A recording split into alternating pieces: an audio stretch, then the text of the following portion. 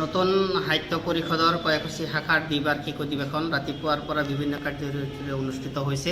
ৰাতিপুৱা পতাকা উত্তোলন, চিত্ৰাংকন প্ৰতিযোগিতা, স্মৃতি তৰ্পণ ইত্যাদি আৰু এতিয়া মুকলি সভা গীত মাত কবিতাৰ মাজেৰে অনুষ্ঠিত হ'ল।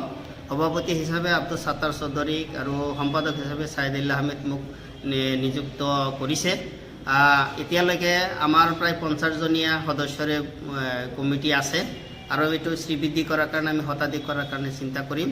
বিভিন্ন পদ আছে অৱশ্যে, সাংগঠনিক সম্পাদক, সাংস্কৃতিক সম্পাদক, সহকাৰী সম্পাদক, উপসভাপতিক আদি কৰি।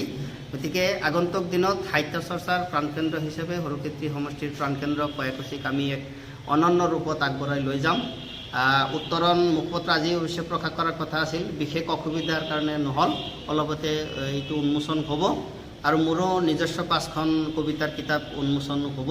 গতিকে এই গোটেই সামগ্ৰীৰ লগত আমাৰ অঞ্চলৰ যুৱ চাম যিসকল ছাত্ৰ ছাত্ৰী আছে, বিশ্ববিদ্যালয়ৰ পৰা আৰম্ভ কৰি অন্যান্য প্ৰান্তত সকলো ছাত্ৰ ছাত্ৰী আৰু সচেতন নাগৰিক, সাহিত্যপ্ৰেমী, কবিতাপ্ৰেমী ৰাইজক আমি আহ্বান জনাইছোঁ, কয়াকুছি শাখাৰ লগত সংযোগ হওক আৰু সাহিত্য চৰ্চা কৰি অসমত নিজৰ নাম প্ৰতিষ্ঠা কৰক। আগন্তুক দিনত সৰ্বস্তৰৰ ৰাইজৰ সহায় সহযোগ আমি কামনা কৰিছোঁ।